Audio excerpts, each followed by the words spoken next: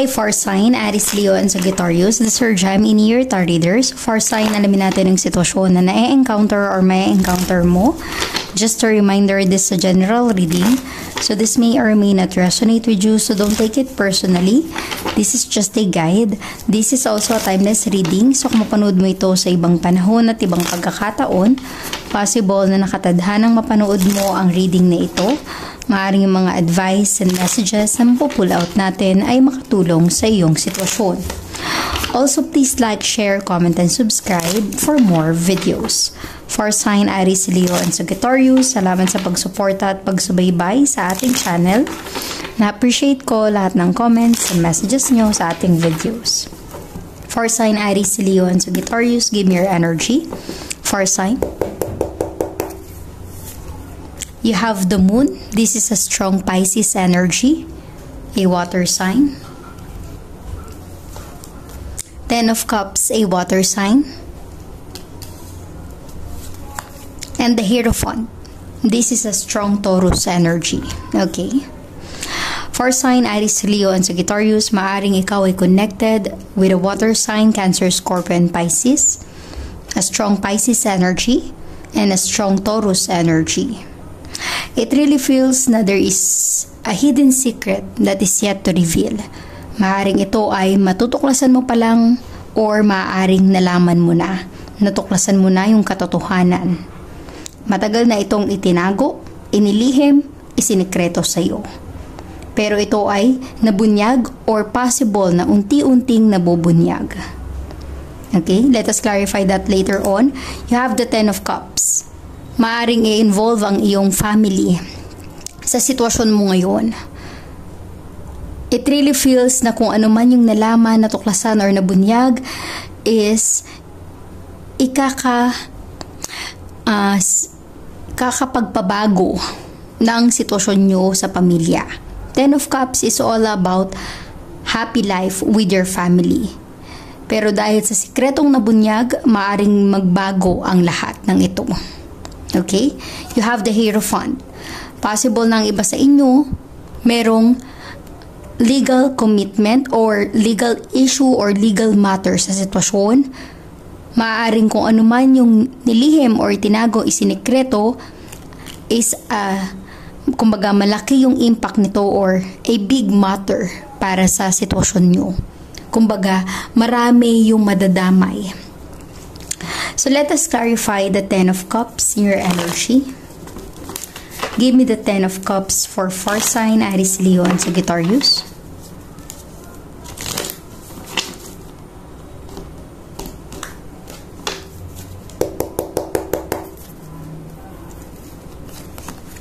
You have the King of Wands, a fire sign. Maaaring ikaw ay connected sa kapwa mo, fire sign Aries, Leo, and Sagittarius. And it really feels, fire sign, na puprotektahan mo yung pamilya mo.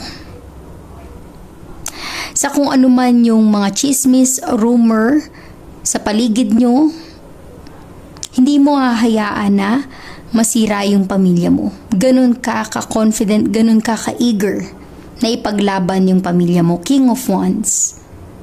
Very strong ang personality. Maaaring ito ay energy mo, fire sign. Yung tipong kahit na ang dami ng problema sa sitwasyon nyo dahil sa lihim or itinagong sekreto na nabunyag, na-reveal, lumabas yung katotohanan, despite of all of that, fire sign, nafe-feel ko na hindi mo nga hayaan na maapektuhan or masira yung pamilyang binuo nyo. Para bang kahit anong mangyari, you will protect your family. Sa mga marites sa paligid, ipaglalaban mo yung karapatan nyo. Let us see the moon in your energy. Give me the moon for fire sign Aries, Leo, and Sagittarius.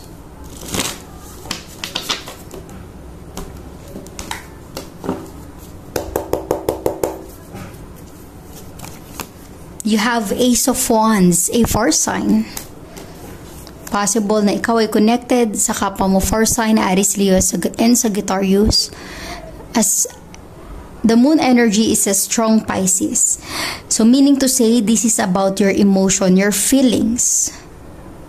Maaaring kung ano yung natuklasan mo, nalaman mo, it feels like there's a third party because of Ace of Wands.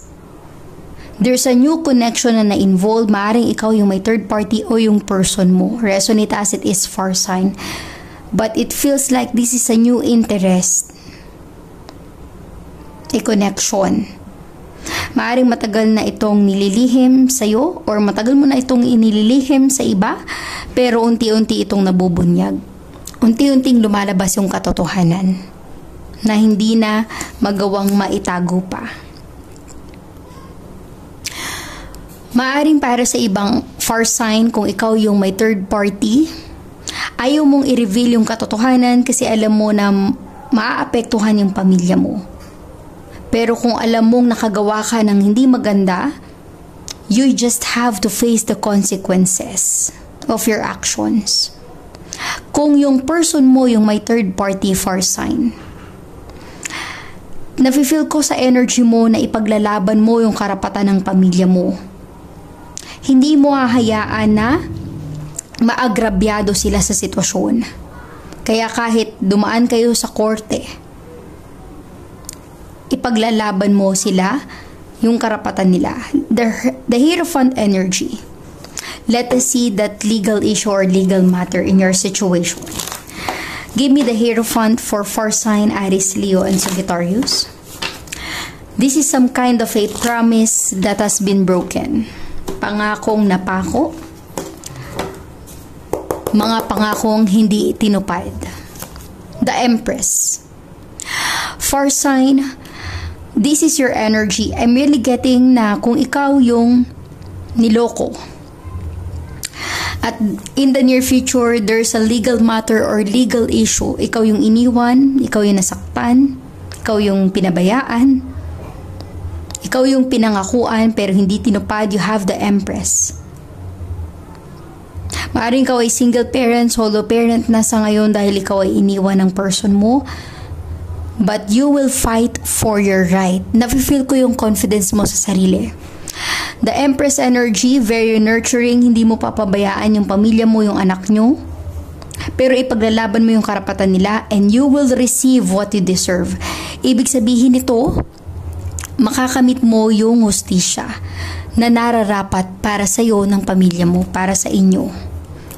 Okay?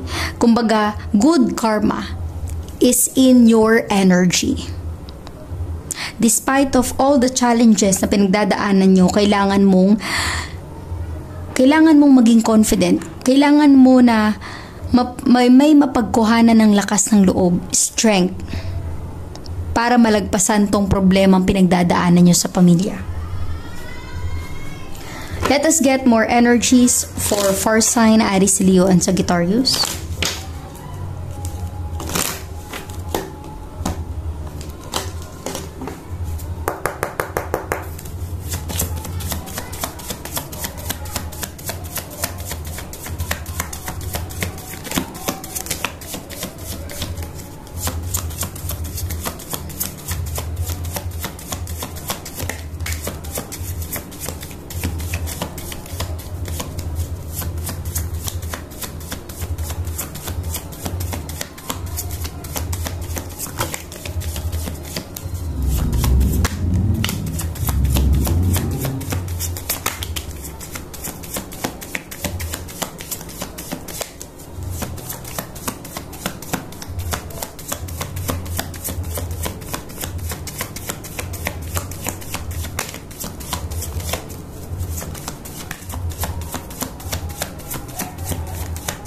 Give me more energies for far sign Aries, Leo, and Sagittarius. Give me more energy for far sign Aries, Leo, and Sagittarius. Give me energy for far sign.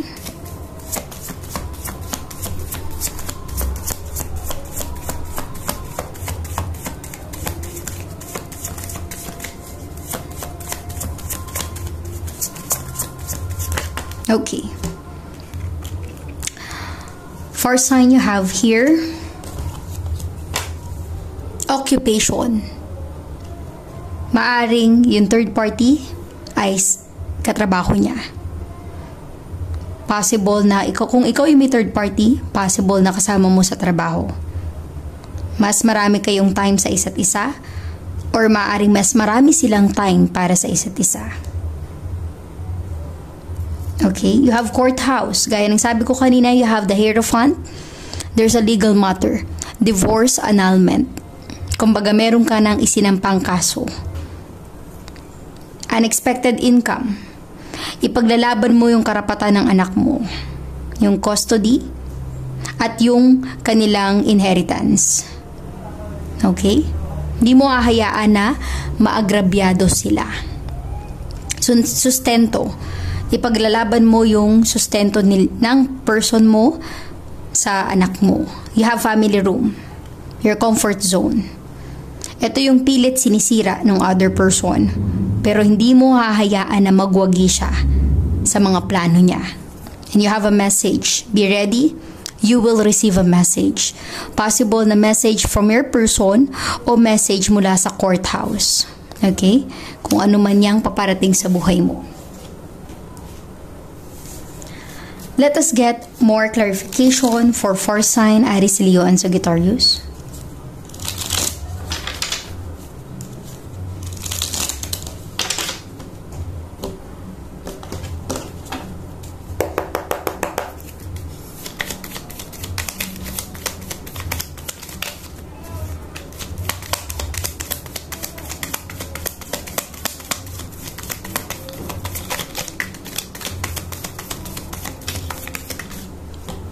Okay.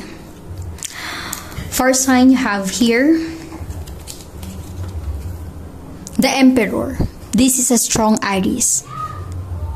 You have to gain your confidence, your power, your strength. Kailangan mo ng lakas ng loob para ipaglaban yung karapatan ng pamilya. Okay?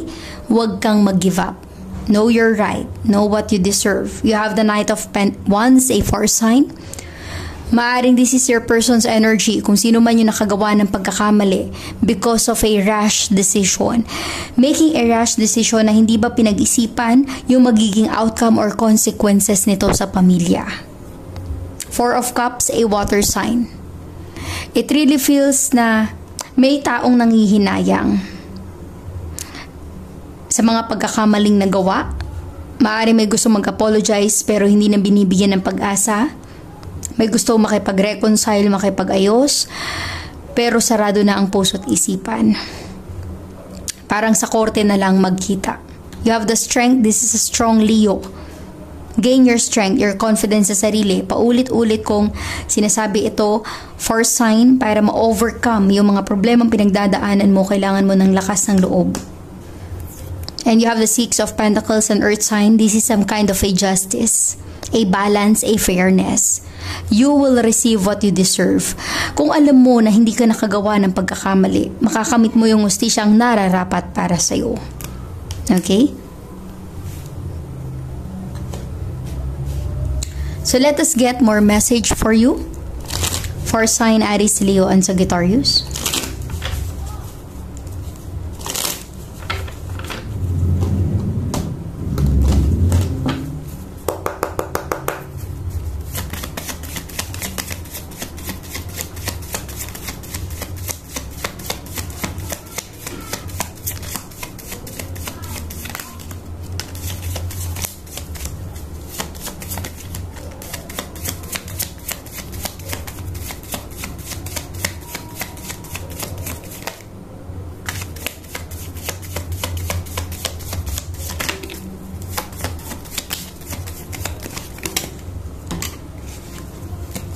Okay, let us see your energy for sign you have here, palm tree.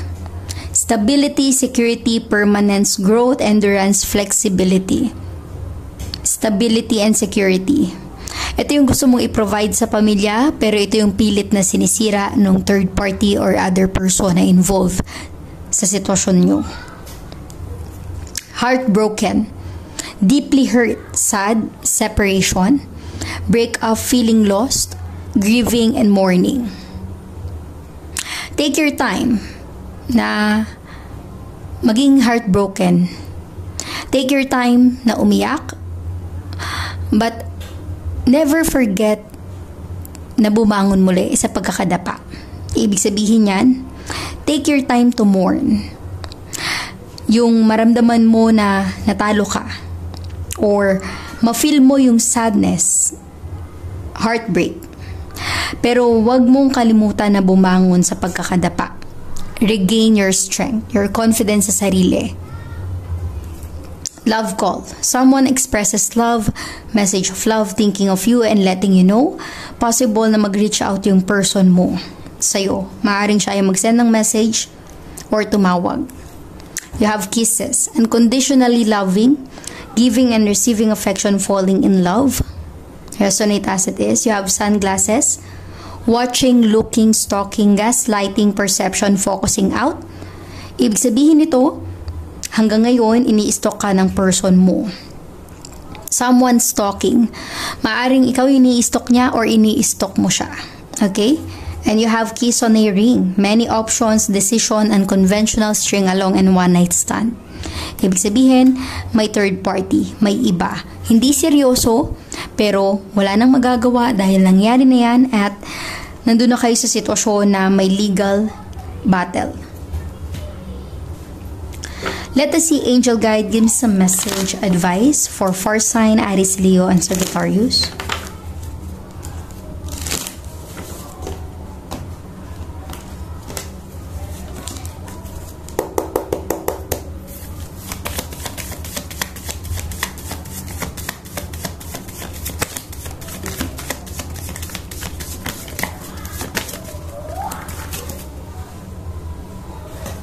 Okay. First sign you have here,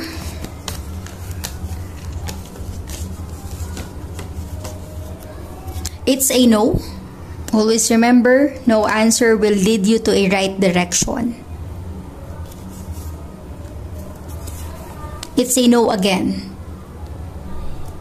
Two no's in your energy. Okay? Improving health. Improve your life. Improve yourself. Huwag mong hayaan na masira yung buhay ng pamilya mo at huwag mo rin pabayaan ang sarili mo. Okay? Ingatan ang kalusugan. Communicate clearly. There will be a communication na paparating sa buhay mo. Communicate clearly para maalis yung misunderstanding. Peaceful resolution. Kung kaya mo na, forgive and forget para magkaroon ka ng peace of mind. And a year from now, maybe soon. So thank you for sign Aries, Leo, and Sagittarius. Please like, share, comment, and subscribe for more videos. Thank you for sign.